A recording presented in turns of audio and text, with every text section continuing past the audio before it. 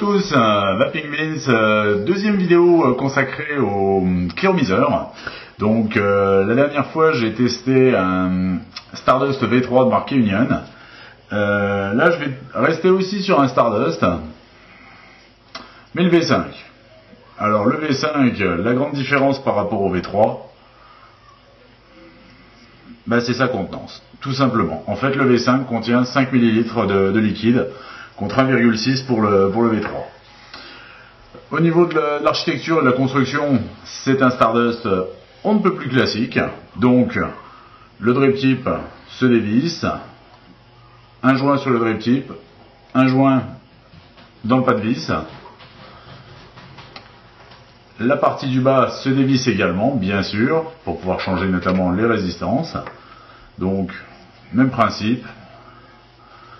À savoir que les résistances sont celles du V3, donc elles sont compatibles, c'est cool. Donc en fait, je dirais que la principale innovation de ce produit, c'est de contenir 5 ml, donc ce qui déjà offre une autonomie plutôt sympa. 5 ml, c'est en moyenne ce que je vape dans une journée. Donc c'est pas mal du tout. Je vais le remplir. Donc pour ce faire, je vais sélectionner un petit liquide. Oui, tiens, on va prendre celui-ci. Le remplissage se fait exactement comme pour son petit frère. Donc on fait couler le liquide le long de la paroi, tout en évitant bien sûr d'en faire rentrer dans la petite cheminée. Voilà, on imbibe bien les mèches.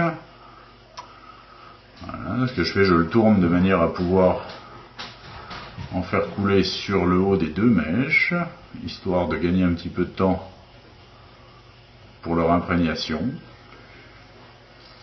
Voilà, ça se remplit bien. Ça sert à rien d'aller trop vite. Voilà. Tout simplement. Alors c'est vrai que la contenance est impressionnante. Voilà, ça y est, il est rempli. Parfait. Je revisse le drip tip. On va le laisser reposer un petit peu, que les mèches s'imprègnent bien. Alors, vous pouvez voir que on est sur un pas de vis Ego. Là aussi, donc aucun problème pour le monter sur une batterie Ego. Par contre, sa taille fait que il s'adapte aussi parfaitement sur un mode. Donc, je vais vous le montrer sur une batterie Ego dans un premier temps. Donc, je reprends ma petite vision spinner.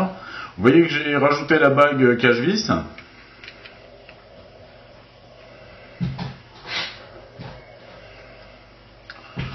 Voilà à quoi ça ressemble. Le look est pas très heureux.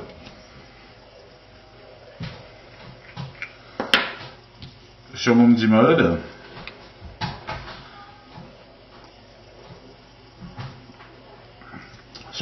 on a déjà quelque chose de plus harmonieux. Néanmoins, comme j'ai essayé le précédent avec ma batterie Ego, je vais également tester celui-ci avec la batterie Ego. Donc toujours une résistance de 2,4 ohms. Vous pouvez voir que à la base, est-ce qu'on le voit bien? À la base, vous avez 4. Je vous le mets un petit peu. Voilà, vous avez 4 petits trous qui ont été faits de manière à faciliter le flux d'air. C'est toujours appréciable, notamment sur certains modes qui sont affleurants. Bon là, en l'occurrence, sur la batterie Ego, ça pose pas de souci, loin de là, l'air passe sans problème.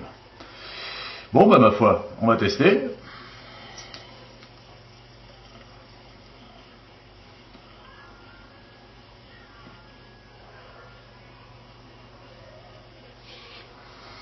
Parfait, là je suis sur, pareil, je suis sur 4 volts.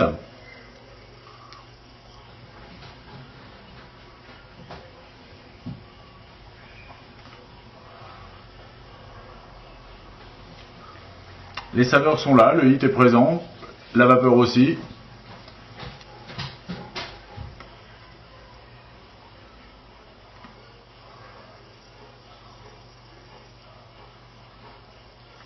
Très bien, très bien. Bah écoutez, on est encore sur un bon produit. Hein. On est encore sur un bon produit. À qui va-t-il s'adresser? Eh bien, à vous qui vapotez déjà sur Stardust, mais vous trouviez que le Stardust à 1,6 ml était un petit peu léger. Ben voilà, maintenant vous avez le Stardust à 5 ml. Tout de suite, c'est beaucoup plus confortable pour éviter de faire le plein trop souvent. Bon produit. Au niveau tarif, donc on va le trouver à 6,50 €. C'est très correct. Les résistances sont les mêmes que pour les Stardust V3, donc on est sur 9,20 € les 5. Voilà. Avantage, c'est que si vous avez déjà des Stardust, bah, comme ils utilisent les mêmes résistances, vous pouvez tourner avec le même stock de résistance, c'est toujours intéressant. Bon produit, très agréable, 5 ml de liquide, ça permet de voir venir. Voilà. Sur ce, je vous dis à bientôt. Allez, salut, bonne vape!